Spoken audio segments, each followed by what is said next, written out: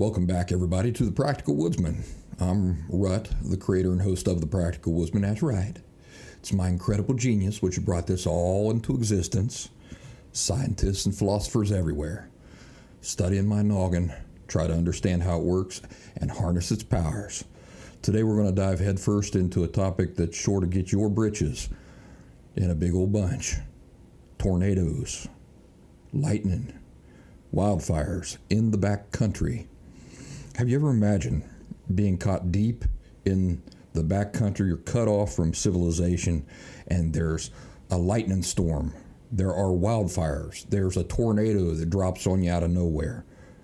Have you tried to imagine what you do in such a situation? Where do you go? What do you do? You're all on your own. Options are a bit limited.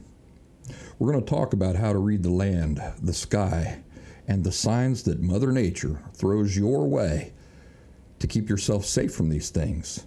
Lightning, tornadoes, wildfires. No fancy gear, no high-tech gizmos, just your eyes, your ears, your wits, and a little bit of know-how. We'll cover cloud signs, wind shifts, animal behavior, how to dodge flames when the woods turn into a tinderbox. But first, those of you who've been around for a while know what comes next. The old musical introduction to get us all in the mood, winkety winkety. So don't go nowhere. Grab a cup of camp coffee, settle in. We'll get to palavering as soon as that musical introduction is out of the way.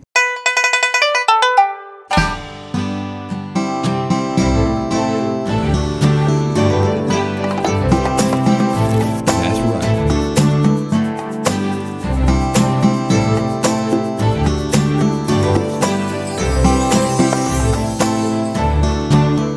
Put a camp up right here.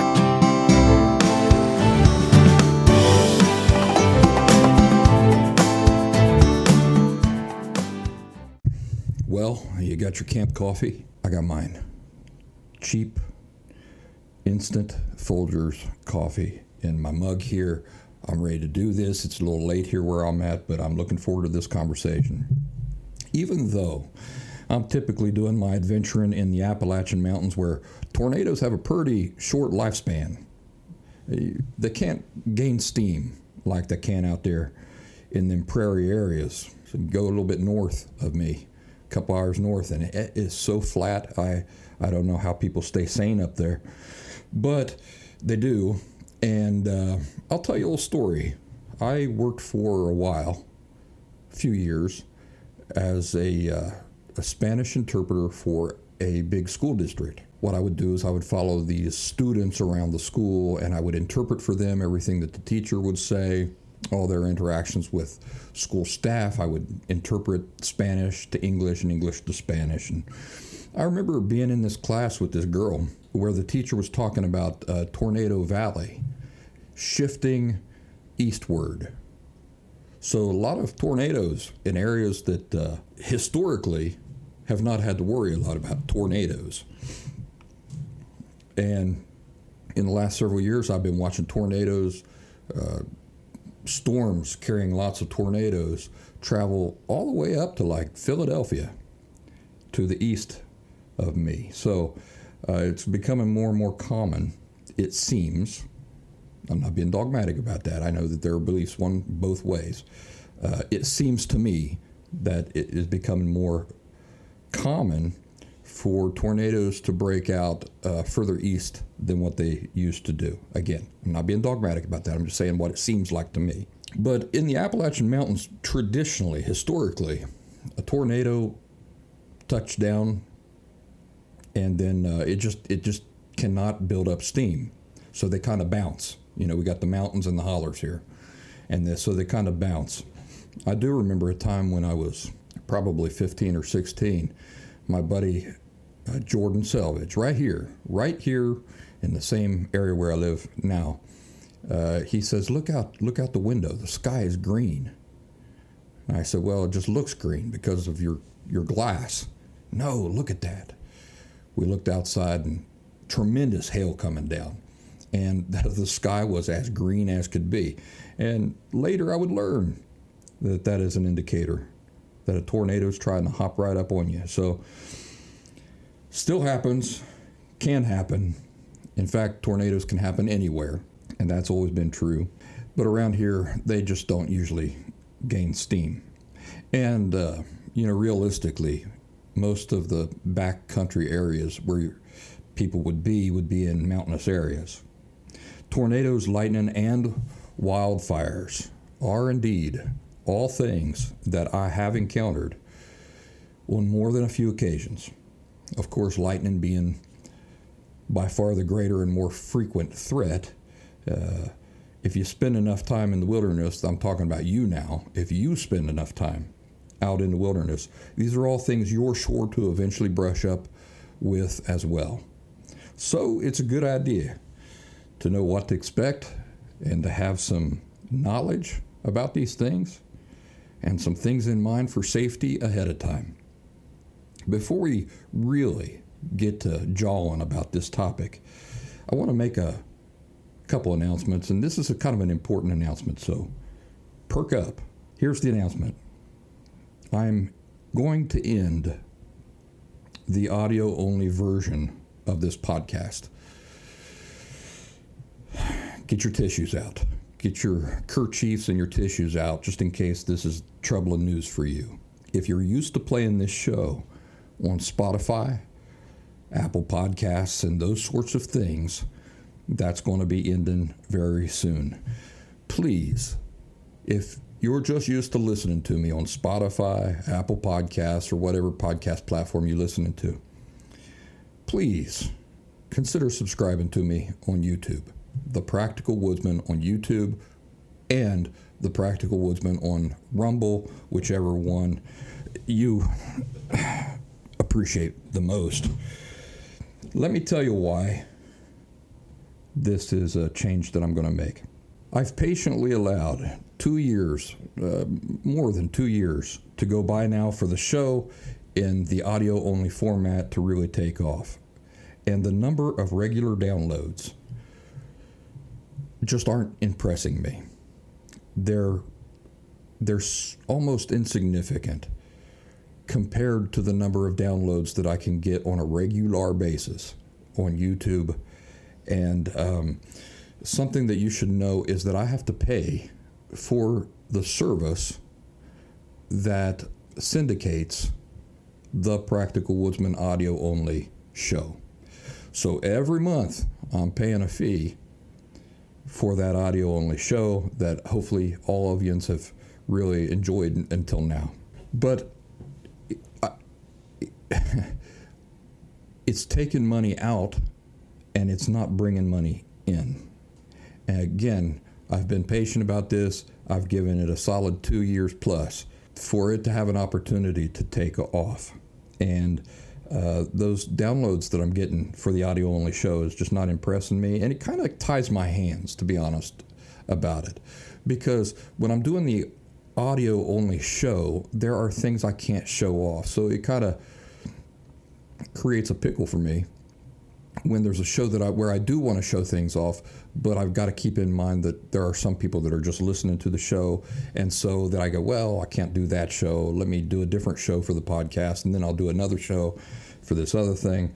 And so there's just a lot of drawbacks. The Practical Woodsman on YouTube gets thousands of views and subscriptions on a regular basis, and the audio-only version does not. I must just not be that interested to listen to. Plus, there's a lot of critical people out there. I can't keep paying for something that isn't paying me back. YouTube brings in money.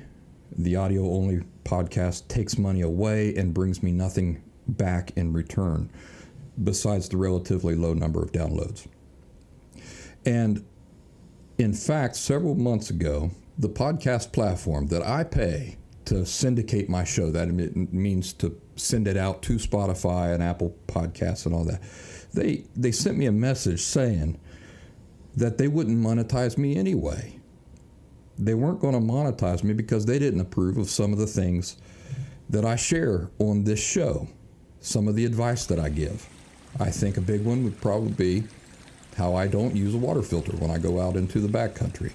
I try to find fresh, clean water and recognize fresh, clean water and get my water from there whenever I can.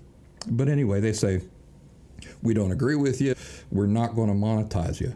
So there's very little incentive for me to keep paying for this audio-only show when they don't want to monetize me. They're not doing me any favors. They want to take and not give. They're going to use me. They happily use my content and take my payments every month, but they're not going to give back by allowing me to monetize. Well, fine. I ain't going to keep paying them either. So, you folks that are hearing this on the podcast only, the audio only version of the show, as you're driving down the road or whatever, I'm going to allow time for plenty of people to hear this, and then I'm going to cancel that service, and then the Practical Woodsman will no longer exist in an audio-only format. But if that's a problem for you, just be sure to subscribe to the Practical Woodsman on YouTube and Rumble, and then you won't miss a thing. I know a lot of people who use YouTube simply as their way to listen to shows as they drive down the road. But that's the way we're going to do it, okay? One last announcement. Join our online community over at Locals by going to thepracticalwoodsman.locals.com, or you can download the locals.com app. It's really nifty, and then just search for The Practical Woodsman within. We'd love to see you there so we can talk about things, share pictures and videos, and we do live streams on Saturdays when I'm able. All right. Using environmental cues or clues to predict and protect yourself from lightning, tornadoes, wildfires in the backcountry. First part of this discussion should probably involve understanding the threats. Out in the wilderness, tornadoes and forest fires, they sound a whole lot more impressive and they sound a whole lot scarier. But the reality is that lightning is probably the thing that is the most dangerous, that you're most frequently going to encounter, and that kills the most people.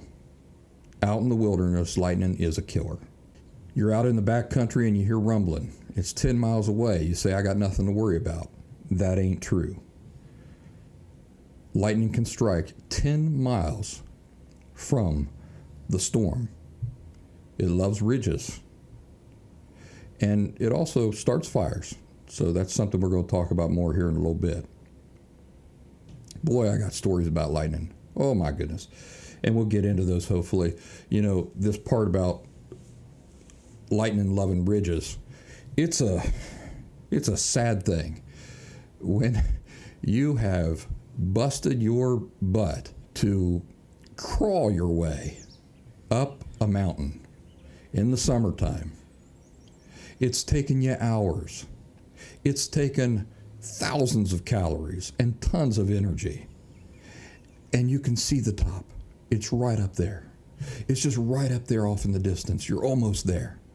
And then the lightning starts striking. And the ground starts rumbling all around you. And you go, oh my gosh, what do I do? Do I keep going? I've invested all this work and all of this energy. Should I keep going? Or should I turn around for the sake of my life and undo everything I just did? Tell you what, I found myself in that situation a lot. So really what you got to do is you've got to learn to be very sensitive to the signs when you're out there and make the decision about whether it's safe or not to begin an ascent before you have to deal with any of that stuff. You know what I'm saying?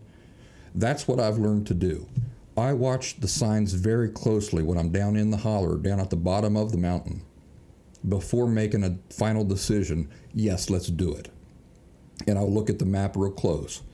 I'll say, judging by conditions and all the signs that nature and the animals and all that stuff is giving me, is it realistic that I can get up to the top of this mountain, get across the ridge, and drop back down into a holler before any sudden storm has an opportunity to hop up on us.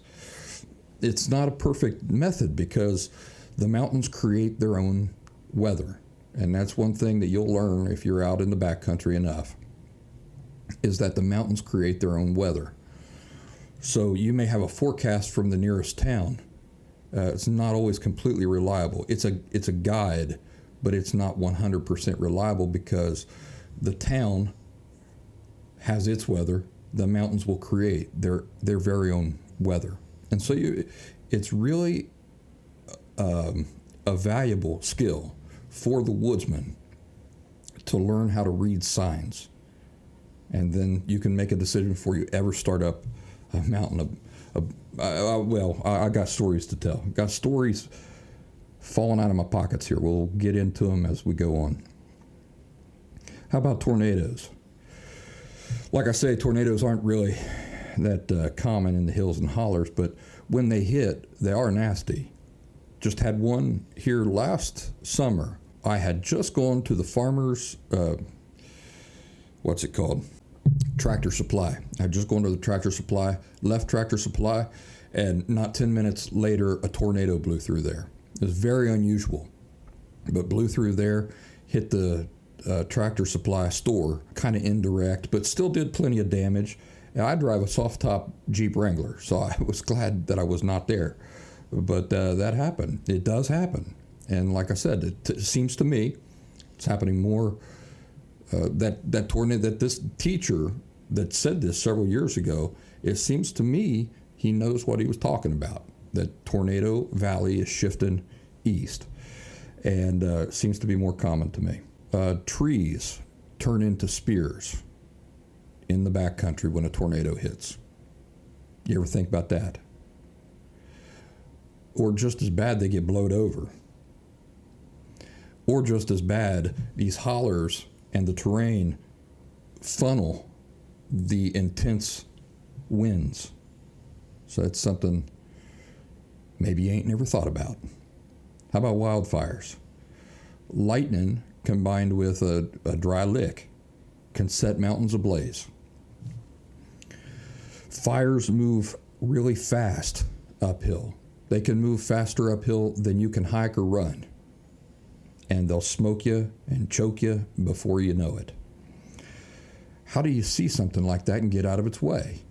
Well, as you'll see in this discussion, a lot of it is reading signs, knowing what could potentially happen, and having a plan in mind, knowing what you could do if something like that were to happen, having it already in mind. I will tell you this.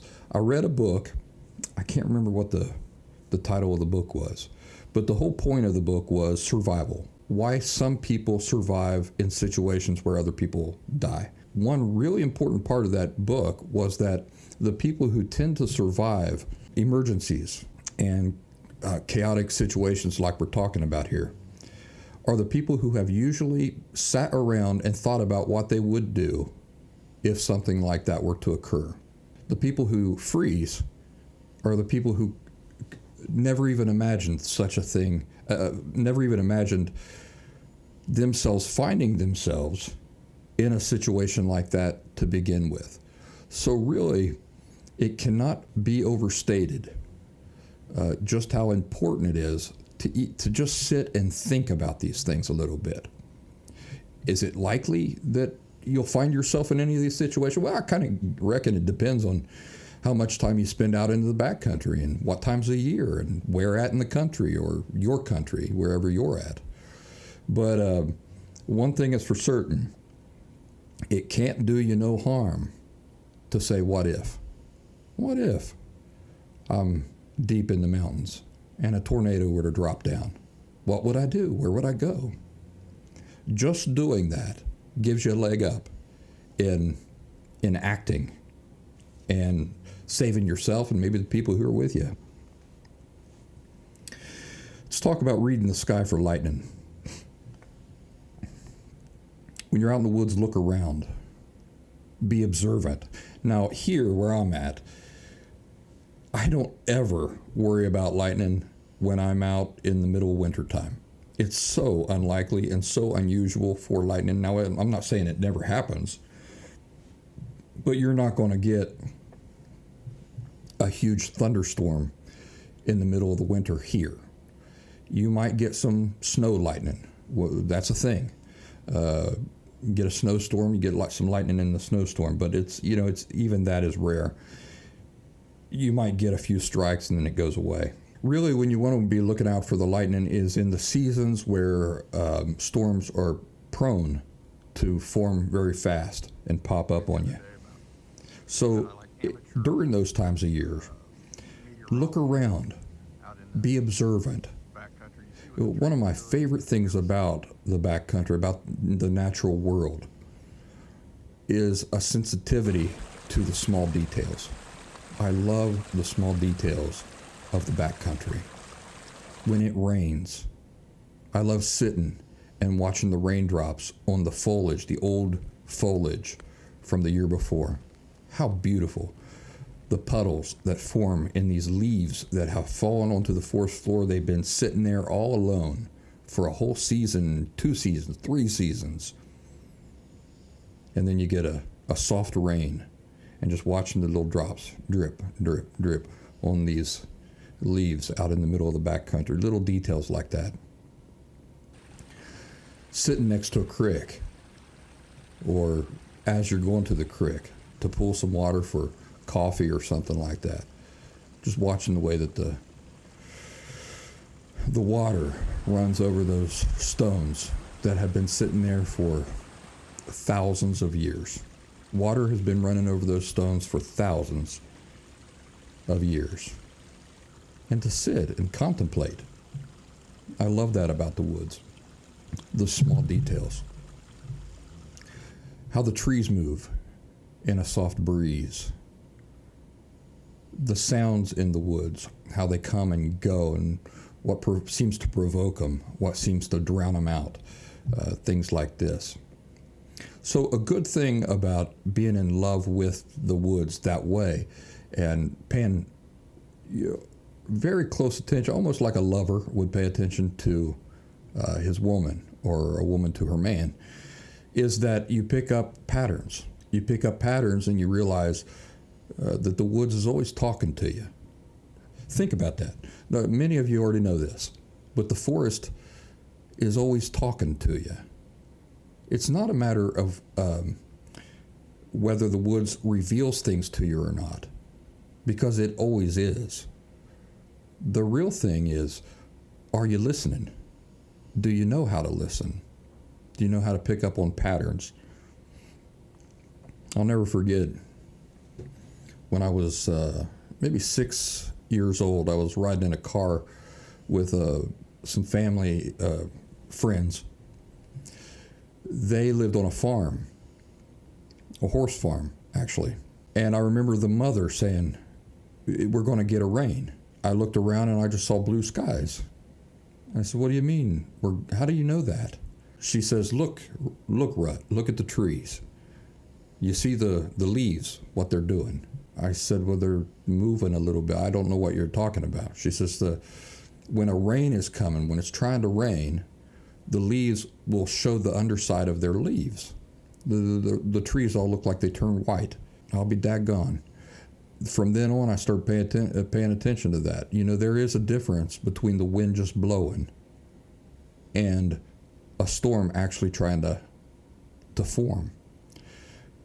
When a storm is trying to form, the trees very distinctly turn up their leaves and show the lighter side of the leaves, and it looks like the trees turn a lighter shade.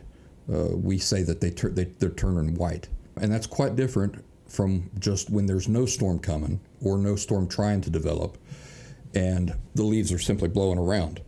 When it's regular wind, the leaves don't do that. It's only when a storm is trying to form that the leaves do that. So I've never forgotten that. Bless her little heart for sharing that with me as a little boy, because I've never forgot it, and it's really enriched my life, that information. So the foliage on trees tells you so many things if and you simply learn to pick up on the patterns of its behavior.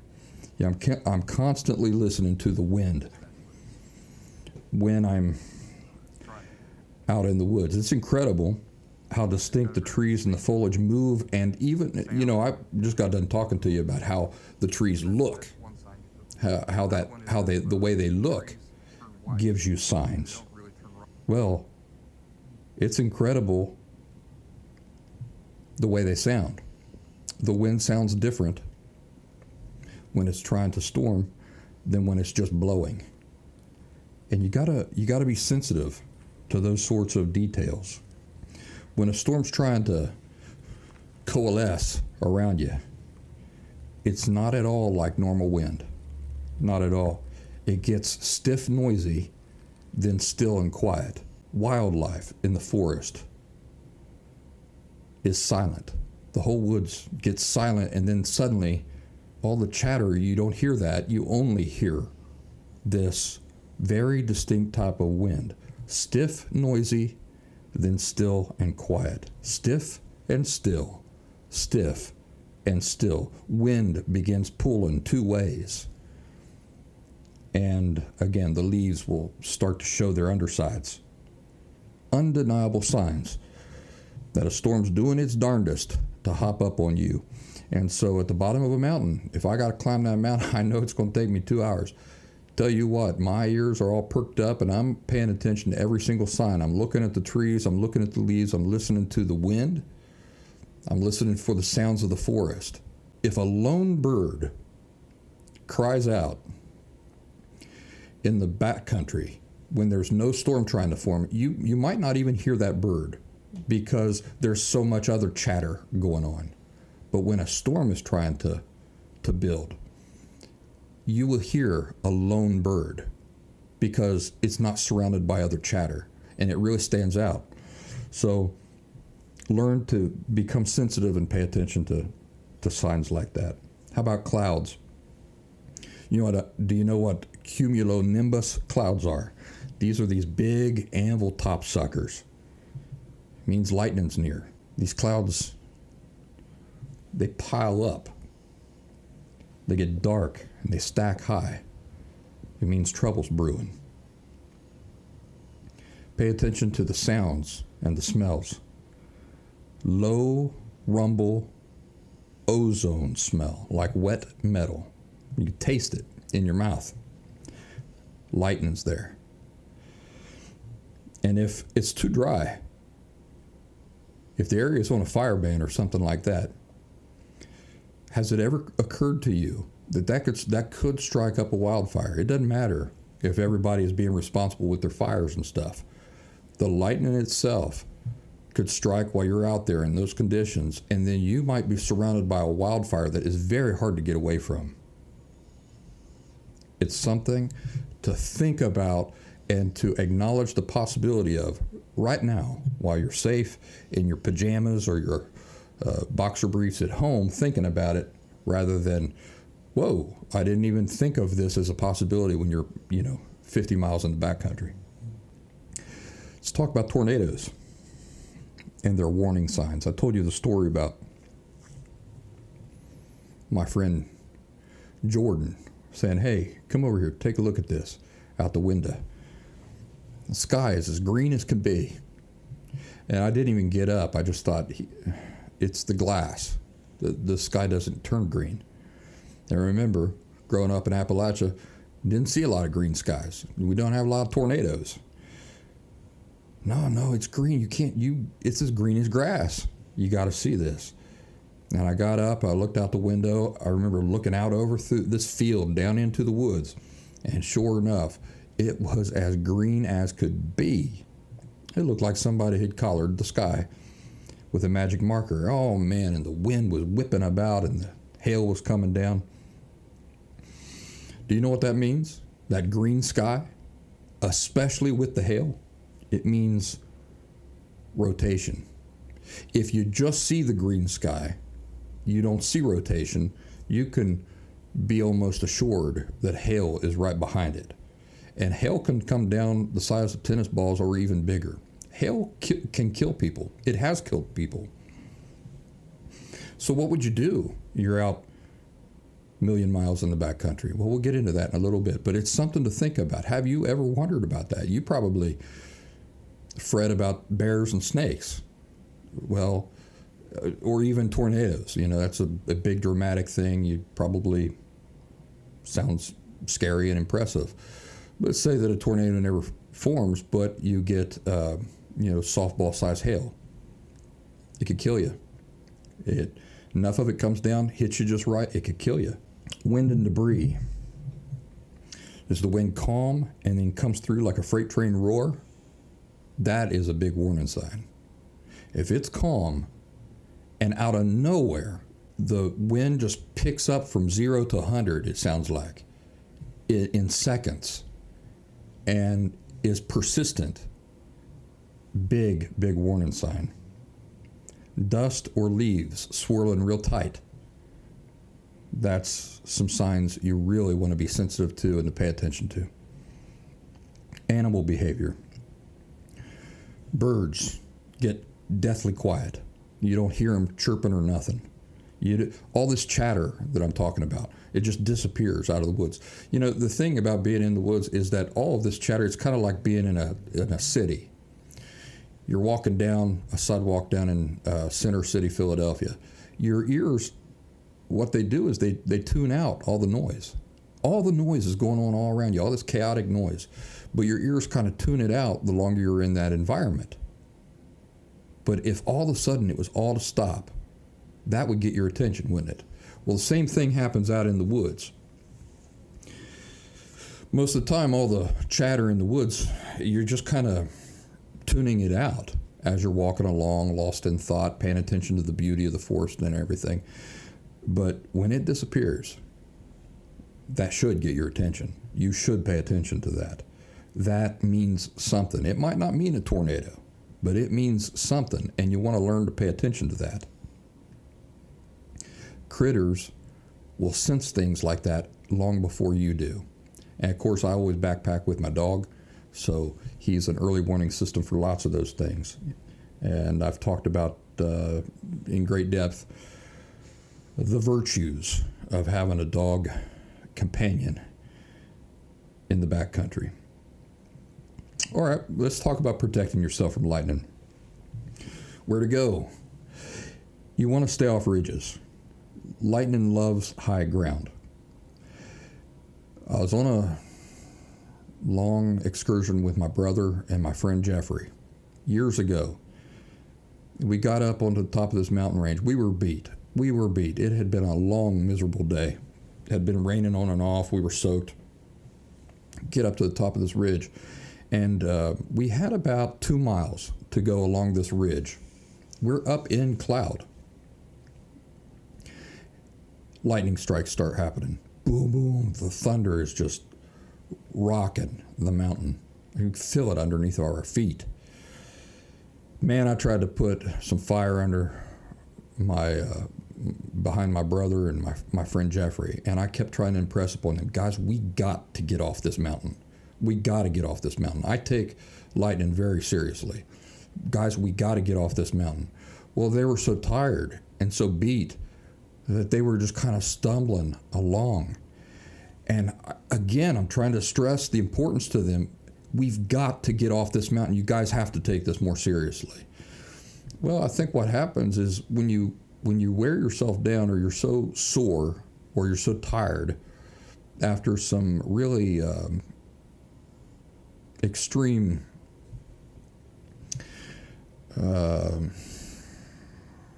exercise or exertion, let's say, you kind of get to this place mentally where you're like, you know what? If I got struck by lightning right now, it'd almost be doing me a favor because I just feel miserable. Really, your enthusiasm about staying safe kind of wanes the more tired you are. So there's a lot of things you can learn about that. Take breaks when you have to, while you're safe. Don't overexert yourself. Work within the energy levels that you've got so that you don't find yourself in a situation like that. To this day, I shake my head about that because I was tired too. And I was beat up and sore and miserable too. But I think that I appreciated the danger that we were in and took it more seriously than they did. And,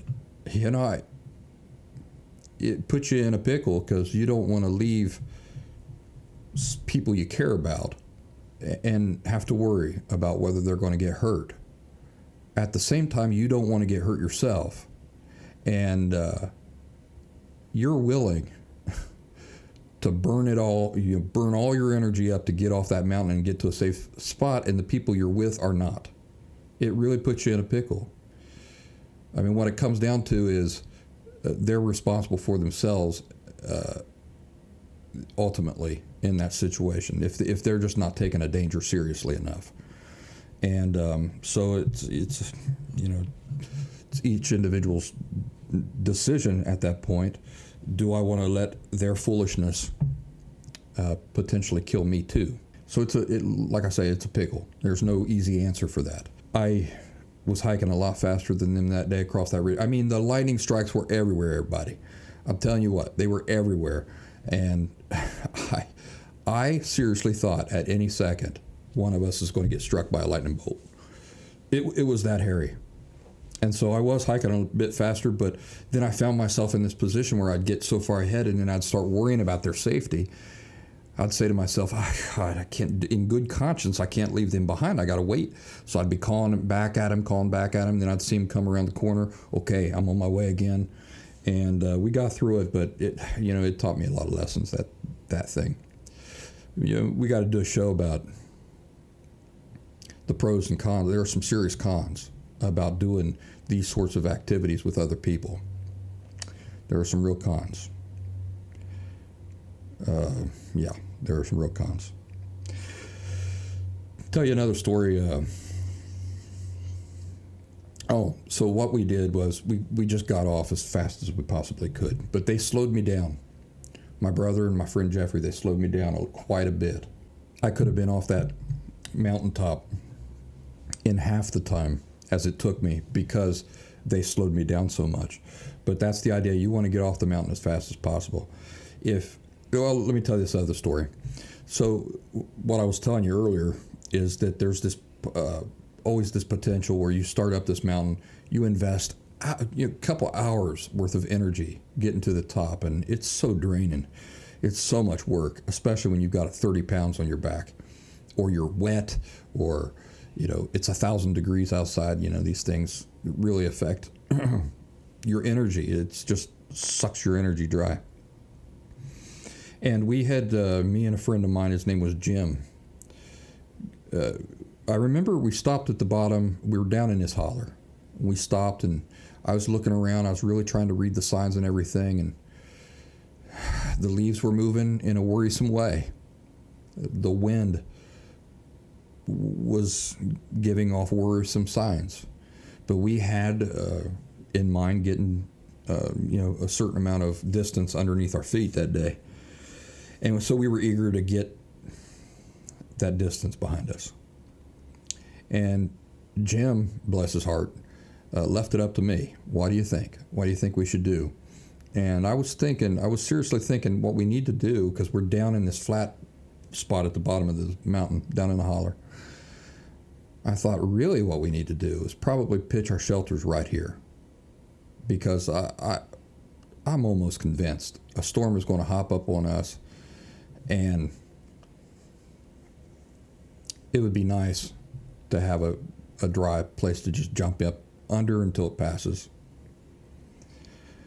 Well, I foolishly ignored that instinct. And finally I said, well, let's go ahead and try it. Maybe we'll get lucky. We start this long climb up this mountain. Just like I described earlier. I see the top. The top's right there. We're almost there. Again, we're in the cloud, and the lightning starts. And I mean, it is zapping all around us. It's crashing into the mountain. It's rumbling the mountain. It's right under our feet. We can feel it under the ground rumbling underneath our feet. And We only had just a little ways to go to get up to the top of the mountain, but bear in mind that we were going to be on the mountain if we continued. So it wasn't like you get to the top and you go right back down again. So I said, we got to get off this mountain. We turned around and we had to undo 2 hours. 2 hours of brutal climbing. We were racing down that mountain. We inched up the mountain. We were running down the mountain trying to get off that mountain.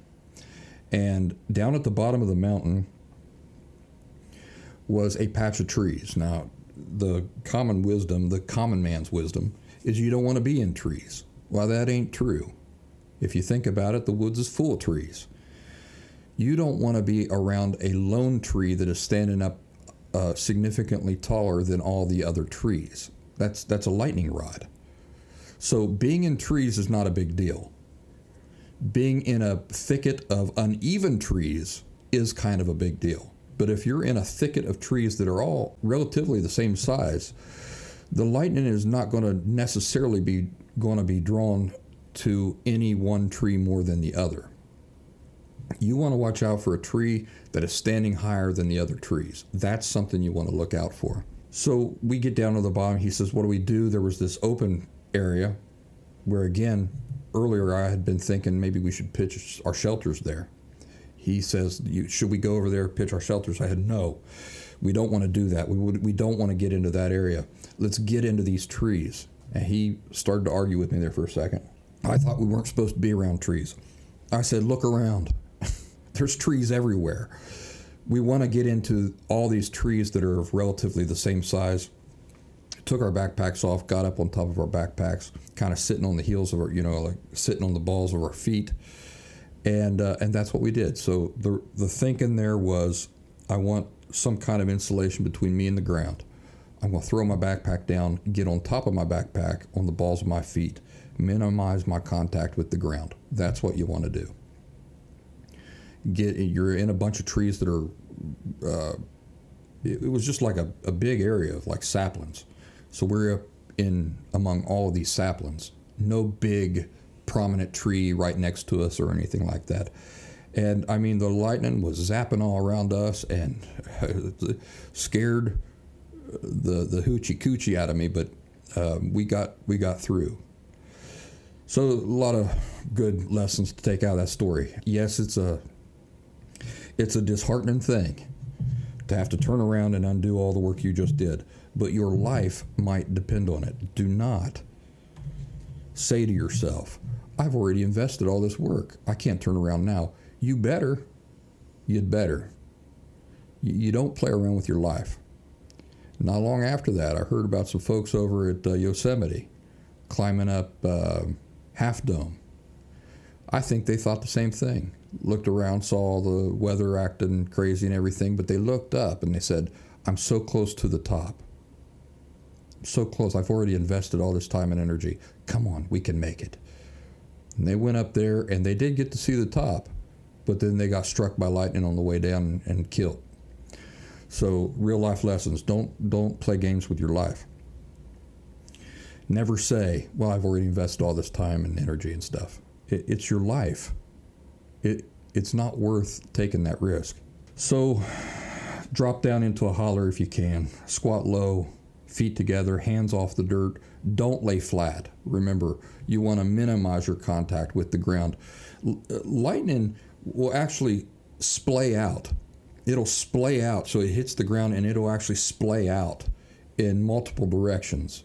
And so even if you don't get direct hit by lightning, it can come through the ground, especially if the ground is soaking wet, come through and it'll strike you dead even so. So what you want to do is you want to minimize your contact with the ground so that the possibility of it coming into contact with you is as minimal as possible.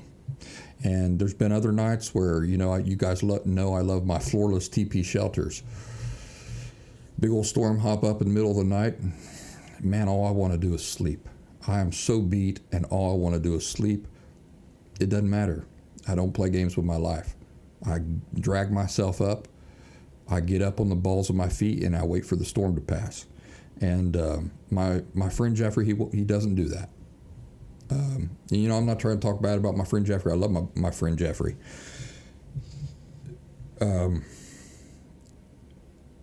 He doesn't take these things as seriously as he should, though. As much as I love him, he doesn't take them as seriously as he should. No amount of sleep is more important to me than waking up the next day. So I don't care if it's 3 o'clock in the morning. There's light all around me. I'm getting up, pulling my backpack to me, getting up on top of my backpack, trying to get up off the ground, sitting on the balls of my feet, waiting for the storm to pass. And that has taken, sometimes it's taken a couple hours. It means I lose a couple hours of sleep sitting on the balls of my feet, on top of my backpack, in my shelter, just waiting for that stuff to pass. And that's my advice. Don't play games with your life. Don't take this attitude, it can't happen to me. Remember, lightning kills a lot more people every year in the woods than tornadoes and wildfires do. It kills more people than snakes and bears does. So why somebody knowing that would say, it's not going to happen to me, I think is very foolish. You want to avoid lone trees, metal gear, water. These are all lightning magnets. You got an axe, toss the axe away from you until the storm has passed. Hatchet, toss the hatchet away until the storm has passed. Every 5 seconds, from the moment you see a flash of light to when you hear the thunder, is a mile. You count 5 seconds. Flash, 5 seconds, 10 seconds, 15 seconds. That's 3 miles. If it's under 15, you're in the hot zone. So keep that in mind. It comes in very handy. Maybe you've heard 1 1,000, 2 1,000, 3 1,000, 4 1,000. That's what I do. I see a flash, 1 1,000, 2 1,000, 3 1,000, 4 1,000, 5 1,000. And then that gives me a pretty good idea of where I'm at in relation to the center of that storm. Let's talk about predicting and escaping wildfires. What are the clues for a fire? Well, some obvious ones, right? You smell smoke. You see a haze creeping up over the ridge. Not like vapor. You know, the Smoky Mountains, famous for vapor. It won't look white, it'll look off-white. If you see that haze creeping up over the ridge, that's your first heads up. If the leaves are crunching extra crispy underneath your feet, it means things are very dry. You know, look at the dirt. What you can do when you're out in the woods is you can dig your finger down into the dirt. And if you don't find any moisture, just pressing screwing your finger down into the dirt, if you don't sense a lot of moisture, it means the whole woods is probably very dry. You can kick up some of the leaves with your feet. Leaves, the bed of the forest will retain moisture for a long time, even during long dry spells. You take your boot and you kick up the leaves, and it might not have rained for a couple weeks. Even so, usually you'll find moisture underneath those leaves. Now, if conditions are right for a forest fire, when you do that, you won't find much moisture underneath those leaves. That means there has not been much rain for an extended period of time. That is a dangerous situation for forest fires. But next time you're in the woods, do that. Even if it's bright, you can't remember the last time it rained. You're out in the woods, move the leaves with your feet. Try to push them away with your foot to get down to dirt. And see if you don't find plenty of moisture underneath those leaves. They retain moisture for a long time. So if you do that and you don't find any moisture, you know it's been quite dry out there for a while. And sparks can set that off real easy. Lightning can set that off. Fire runs uphill really fast. Did you know that? And with wind pushing it, it doubles, triples the speed that the fire will move up the mountain. So What's that tell you? It tells you that downhill is your friend. Down in the holler is your friend. That's the safest place to go. The most dangerous place to go is up the mountain ahead of a fire. So if at all possible, try to avoid going up the mountain. Try to go down the mountain. But watch for rolling logs. The stuff that is burning up there is going to be tumbling and falling and coming down. So you got to watch out for that. You got to watch out for embers. Head for a crick, a rock face, or a cleared spot, anything that won't burn. But especially try to get down the mountain, down into the holler. Where does smoke go? Well, smoke is all going to go up too, ain't it? So again, down is your best option. Down in the holler is where you want to be, if at all possible. All the smoke, everything's going to be moving up. If the smoke's thick, stay low, cover your mouth with a wet rag or a shirt. Move crosswind if you can. Let's talk about a tornado. No basements in the backcountry, unfortunately. So I love the hollers. When I'm picking a spot to bed down for the night, I'm almost always down in a holler. That's where all the resources are. Now, I have found sources of fresh water up pretty high on mountains, but that's where you're going to get the stiffest wind and the fewest resources. The payoff for being up on top of the mountain is that you get the best vistas. But for me, being out in the woods is not about vistas. Those are nice cherry on top things. I like being immersed in the woods, surrounded, almost hugged in by the natural world. And for that, you just can't beat being down in a tight holler. That's where the water's going to be, the resources, the everything. Now, I will tell you this about being down in a holler and, choosing to camp down in the holler whenever possible, is that when it's really cold, it's going to be colder down there, because up on a mountain you're going to get the wind chill. You're going to have a lot of wind, and you'll get wind chill. The sun sets first down in the holler, if you think about it. If you're up on top of the mountain, you see the sunset. The light is there for you much longer in the day than if you're down in a tight holler, because the shadows envelop everything down in the hollers, and so you lose sun. First thing in the morning, what does the sun hit? It hits the top of the mountain. You remain in shadow down in the holler until much later in the day.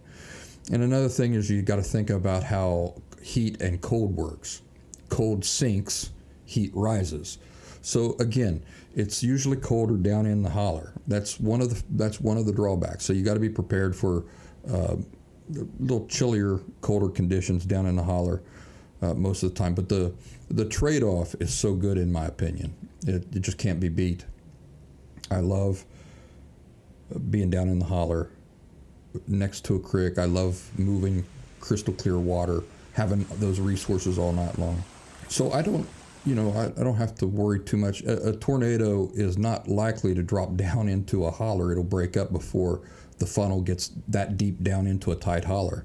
It's more likely to drop down near a top of a mountain or along the side of a mountain and then bounce. So I like the idea of being down in the holler in the event of a tornado. You want to get as low as possible. You want to get your face down, cover your head, do all these things, use your pack as a shield. Remember that even if the tornado is happening up the mountain or further away from you, these things are moving at immense power and speed, and they're throwing things. They're throwing debris and stuff. So you might not be right in its path, but you still got to worry about debris and the things that it's kicking up and throwing.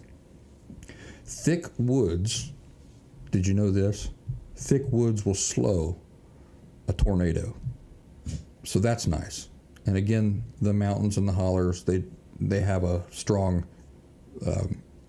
dulling effect on a tornado anyway. But one thing you really want to think about is big trees. It goes tossing big trees, they can flatten you. So you don't want to be around any big trees necessarily. You want to get down in a tight holler. And I've thought about this often, being down in a tight holler. You get down like into a creek bed or something like that. Even if a tornado does throw like a big oak at you or drops over a big oak, your best chance is to be down in a tight holler. Because if it's knocking the trees down off one side of the mountain, and that tree comes down, these enormous trees, what they will do is they'll bridge between two mountains. Rather than dropping clear down into the lowest point, they'll hit the other mountain and stop there. So if you're ever backpacking along through the Appalachians, you'll see a lot of that. A lot of trees forming bridges between two mountains. So hope you know what I mean. You're down in a tight holler, and a tree on one side of the mountain falls. It hits the other mountain, and then it creates a bridge. It doesn't drop all the way to the lowest point. So if you're in a storm like that, let's say it's not a tornado even, let's say there's just very strong wind, and there's a potential that the trees can be knocked over. The safest place for you to be is down at the lowest point, because the tree will most likely bridge the space rather than drop down to the lowest point. So that's what you want to do for a tornado. And of course you want to be sensitive again to any conditions that might lend themselves to these things, these forest fires, lightning, the tornado, because the sooner you're sensitive to the potential that something like that is going to happen, then the sooner you can make decisions to avoid finding yourself in any situation where you could be caught unawares. So I told a few personal stories. Forest fires, I've never found myself right in the middle of a forest fire, but I've gone through areas all the time, even in the Appalachians, that have been destroyed by forest fires. I've seen the aftermath. I've had to climb over all of those downed, cindered trees. So I've had plenty of opportunity to imagine myself, what would I do? What would I do? And it's almost always about halfway up a mountain, the whole top is just cindered and burnt to a crisp, but below a certain point, it's all lush and green, meaning that wherever the fire started, it burned upwards from there. It didn't burn down. Tornado, a particular area I was in just a few years back, come through, and very thinned out forest there. And there was a sign tacked to the tree. Big tornado of, I don't know, remember what year it said, but you could see that the forest was growing back and everything. I'll be honest with you, tornado wasn't really anything I'd ever thought of. I just thought that the odds of it were so unlikely that I didn't really have to worry about it. So that experience of coming across the aftermath of a tornado out in the middle of nowhere and seeing with my own eyes the effects that it had on that section of the woods gave me a lot of things to think about, and I kind of put into mind how to be more on the lookout for things like that, how to be mentally prepared for things like that. You know, again, a lot of my habits when I'm in the backcountry they already quite protect me quite well from any risk of that. I know a lot of these modern backpackers, they're all about vistas, man. They want to be up where the vista is. You know, you folks doing that, you really ought to think about these things. You're in a much more precarious situation with some of these things we've talked about today than I am. Give me the holler any day of the week. So watch the sky, smell the air, know your ground. Lightning, tornadoes, wildfires, they don't really care about your plans. The best bit of advice I think I've given you in this episode is to form a love affair with nature, where you really listen to her. You really pay attention to her, the really small, subtle details. You begin taking delight in the really small, subtle details. Like I said earlier, she's always talking to you. It's really just a matter of, are you listening? And do you speak the language? If you do, you're very likely to only have good experiences out there and very few bad. And anything that kind of goes south, hopefully, will be a lesson that you learn from rather than pay for with your life. Well, that's it, folks. If this helped, smash that like, share it with your camp coffee buddies, and subscribe here on YouTube and on Rumble for more of the Practical Woodsman. For all of you who have been listening to me in the audio-only format until now, I really appreciate it. And I hope that me canceling the audio-only version of the show doesn't create too many inconveniences for you. But I, at the same time, hope you understand my reason. And I can't keep just pouring money into that without getting any reimbursement back. And, if you appreciate what I do, one way that you can support me is by joining our locals group. It was I think it's $2 to join, and that every little bit helps. It financially makes it reasonable for me to keep doing this. So I really appreciate it. You folks who are already on locals, I love you guys. I really appreciate you guys, and hopefully I can get to rewarding you guys in a significant way as time goes on. So that's all I got for this episode of The Practical Woodsman. Y'all take care, and I'll see you in the next episode. Oh, did you hear that? Sound like a freight train outside. Guys, I got to go to the basement. I'll see you later.